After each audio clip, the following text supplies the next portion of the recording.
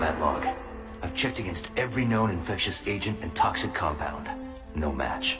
There has to be a variable we're not seeing. Batman has to fight a Gotham City beset by a zombie virus, or does he? Strange New World was the 6th episode of the 4th season of the animated series The Batman, the oft-times more overlooked Batman adaptation compared to Batman the Animated Series, as it was the first Batman animated series to come after that acclaimed run. The episode Strange New World first aired in 2006. Now, while people may not talk about The Batman as often, it did have its moments, and this episode is one of them. It also boasts some interesting behind-the-scenes background, as it was originally supposed to have a different villain than Hugo Strange. But then we would have lost that pun. It's yet another example of how the Bat Embargo, which was limiting character usage across different Batman media, had a very specific impact on this show in particular, especially because of when it started airing, as the Bat Embargo became official in 2005, and this series had started in 2004, but it was already abiding by those rules. Now, the reason for the Bat Embargo was to stop there from being any confusion. This by having multiple versions of characters running around in different shows. There was the idea that people wouldn't be able to differentiate between them or would kind of create connections or theories. The funny thing is that happened anyway. Now, when it came to the Batman, one of the things was a list of characters they could not use, in particular villains. And the reason for this was because many of these villains were earmarked for the Nolan movies. And since those films had a higher profile and more of a potential for profit, they took priority, and they did end up succeeding on those fronts. It also wasn't the only embargo in play, but for our purposes, it's the one we're focusing on. Things like the Bat Embargo still happen. That was some of the rationale behind the canceling of the Superman and Lois Lane series with the rise of the Gunverse on the way, because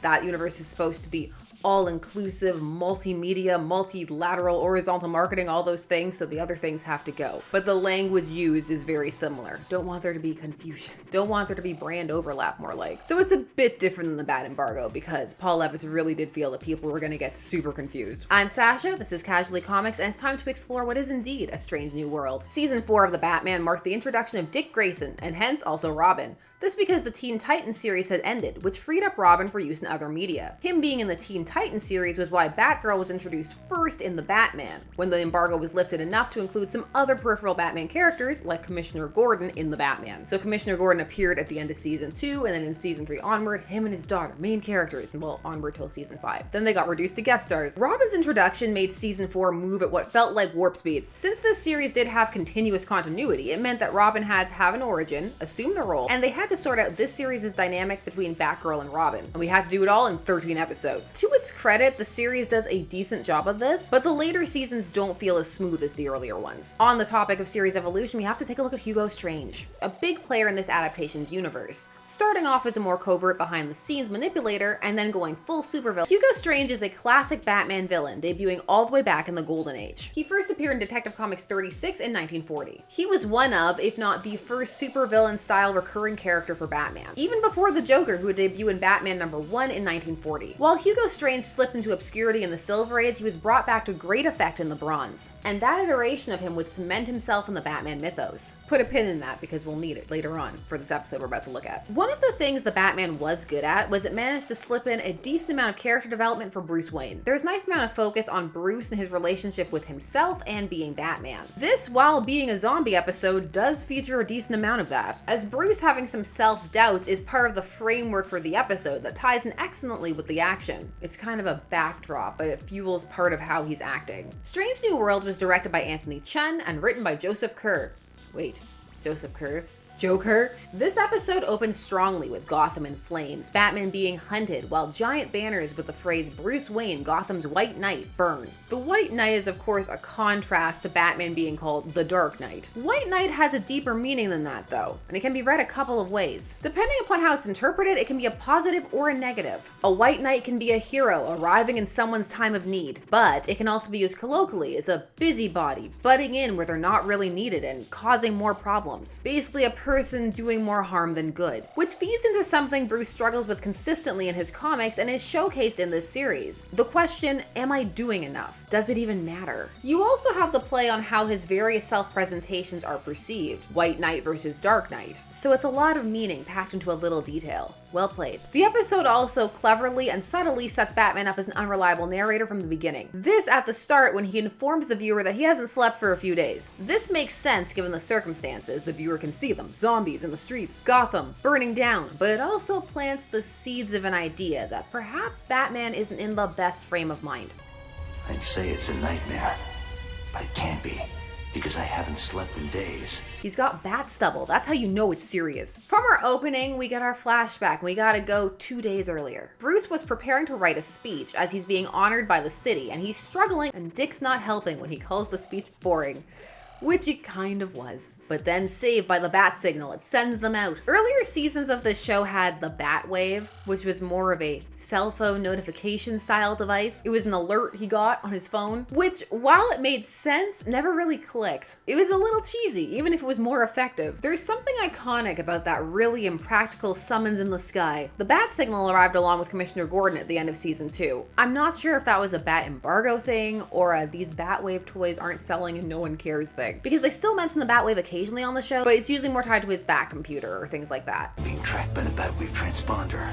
Batman and Robin go to Arkham after being told that Professor Strange wants to talk to them. Keep wanting to see Doctor Strange, and I can see other images flashing in people's minds. Now Strange wants to monologue at them. I can't get over the villains can just call Batman over for a chat. You know some of them do it just to mess with him. He gets there and they don't want anything. Strange tells them he plans to use an invisible and odorless gas to turn everyone in Gotham but himself into zombies. The reason? He took an antidote, and you can too. The zombies will then in turn spread the infection. And all the zombies are meant to become drones that answer only to Strange. Sadly, if the antidote isn't administered within 48 hours of infection, the condition becomes irreversible. Strange offers them the antidote before cheekily dropping it onto the floor, immunizing them, but not everyone else, as he seems to pull an I did it 35 minutes ago. 48-hour time limit now set, the dynamic duo are off to try and figure out how they can stop this basically apocalypse. Robin really shines because his youth really allows space for that more civilian outlook, a bit more of a relatable reaction, such as fear and anger. He's scared and he expresses it. This is a compliment to Batman's character. It allows him to be a bit softer as he seeks to console Robin, but also makes him seem more capable and competent as he keeps his composure. I know.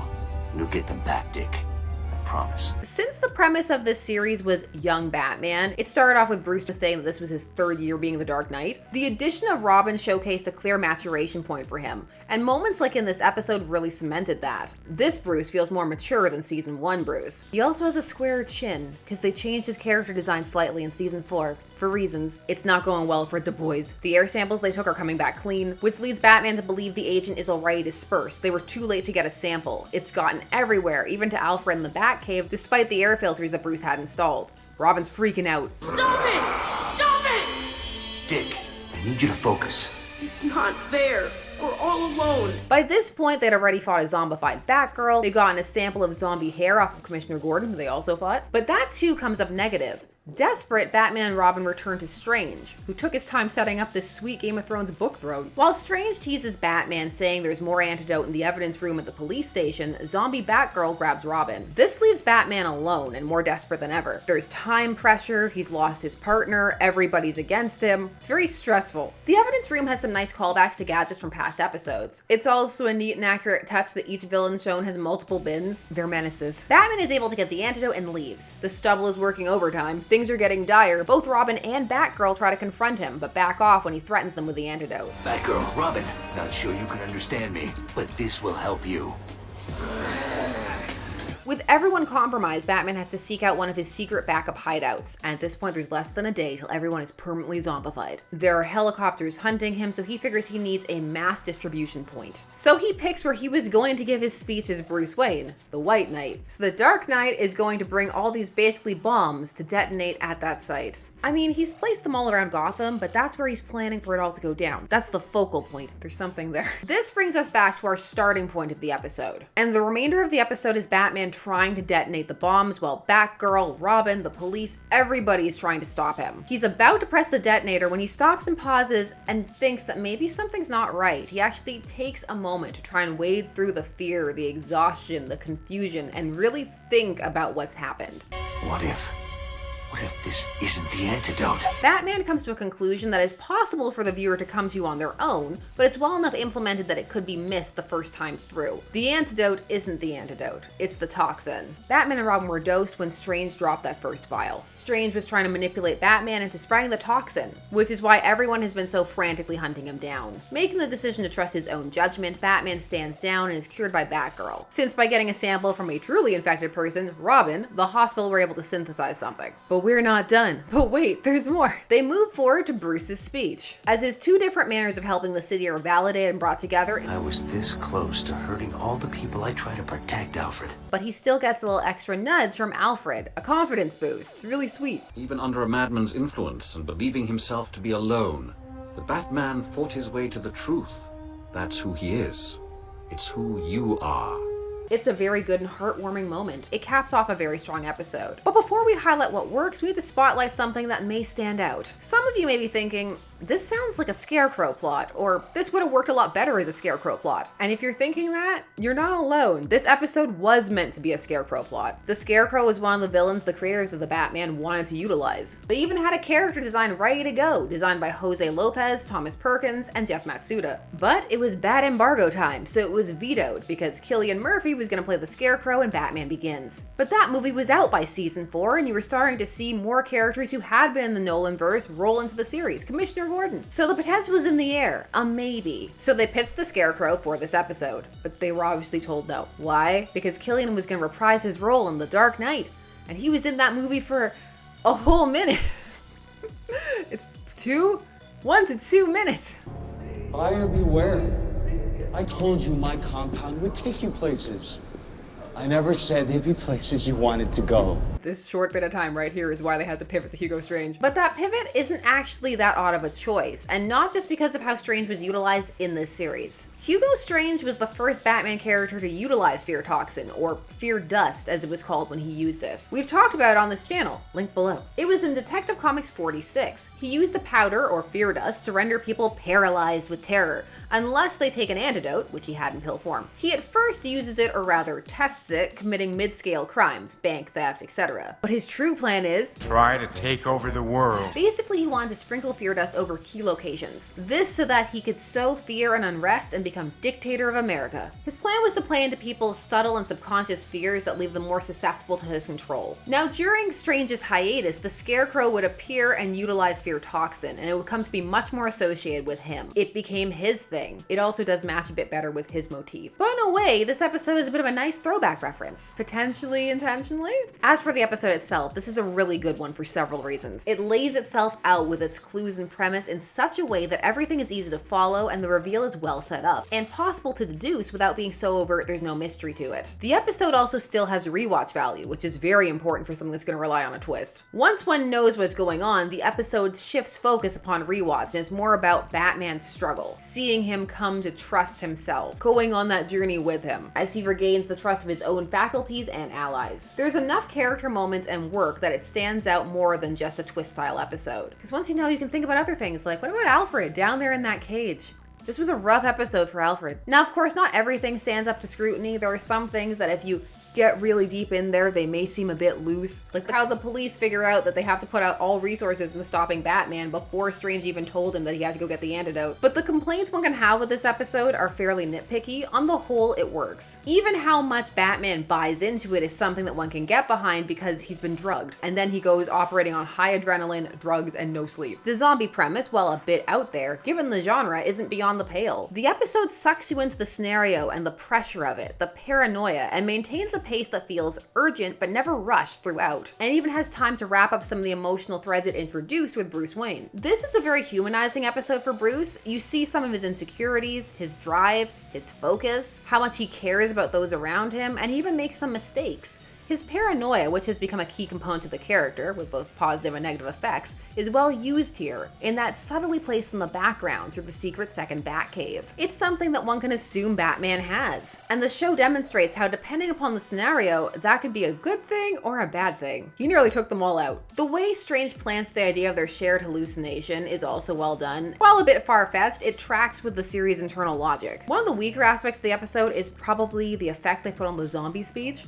No more mess ahead. It's not the most convincing, it veers a bit towards silly, but it gets the point across. So again, a very nitpicky thing. Although some will just be put out that the zombies are speaking. On the whole, this is one of the best episodes in the series. It may have gotten a bit more recognition or felt a bit more in line if the Scarecrow had been the villain, because it would have matched with his MO and it's who people are used to seeing utilize a toxin like this. But that would also put it up to be compared to episodes like Over the Edge, over in the DCAU, which is an amazing episode in its own right, but fairly different in terms of content from this one. But the structure and story format are fairly similar. The vibe of the two episodes is the same, even with the swap from Scarecrow to Strange. There's just this sense of a bit of building fear and dread and escalation of things getting ever worse.